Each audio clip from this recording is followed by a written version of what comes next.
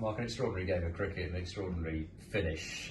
Just talk me through, I guess, that final day and setting up the target for Derbyshire to chase. What were the thoughts about that?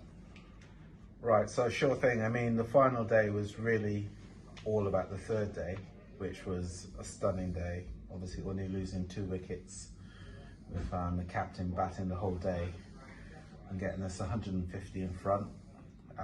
That said, as brilliant as that was, we knew this first session was still really important. So it wasn't a case of trying to get as many as we can, as quickly as we can. We had to consolidate a bit, and then losing Cameron early made a difference. But I thought James Bracey and Van Buren played really well to get that partnership going. We were always going to have a go last half hour before lunch. At one stage we were thinking about 280. The guys from the middle thought it wasn't breaking up maybe as quickly as we thought, so we thought 300 beyond might be more appropriate.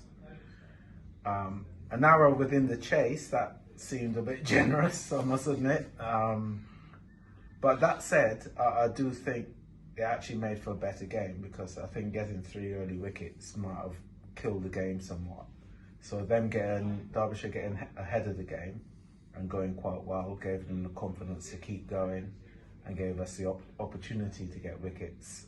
And shame we didn't get the last 2 in those last 5-6 overs, but great game, loved it. And in terms of declarations, always it's that balancing act, isn't it? And you know, yeah. As you said, there was a lot that went into it, and I guess it's always about just enticing enough, isn't it?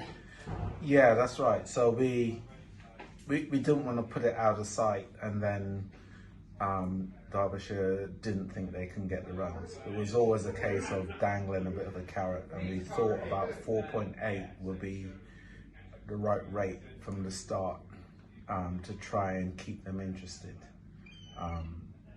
We know they're good players, but they actually played a lot better than we expected. You know, combined with us maybe not getting it as right as we should have done. But from, I think, 180 for none, I think they'd be really disappointed that they weren't challenging in those last 7 overs. And as far as Graham Van Buren with the bat and with the ball, what a game he had. How impressed were you with that? No, really impressed. Fantastic game. Obviously, with Cam Green here for the first 7 games, Graham had to bat number 7 with limited opportunity to get big runs. So I was really keen on getting him back up the order so he can show his batsmanship and keep that batting craft going that we know he's got. And he really repaid that and some, I would say. I mean, it was, in the context of the game, it was a brilliant innings. Obviously, we were still behind when he got to the crease, got us in front, gave us a nice platform this morning, and then with the ball got some really key wickets. And as far as the standings, obviously it's still very much there.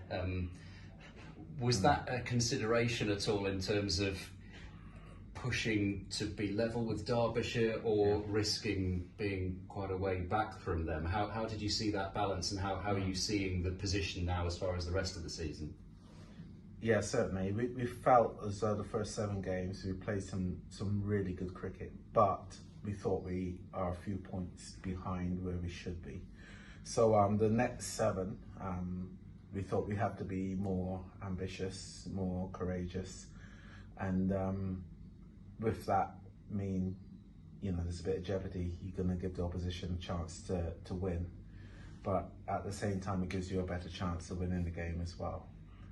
Especially, we've been very good at accumulating batting bonus points. This game was disappointing on a good pitch that we didn't even get 1 batting point.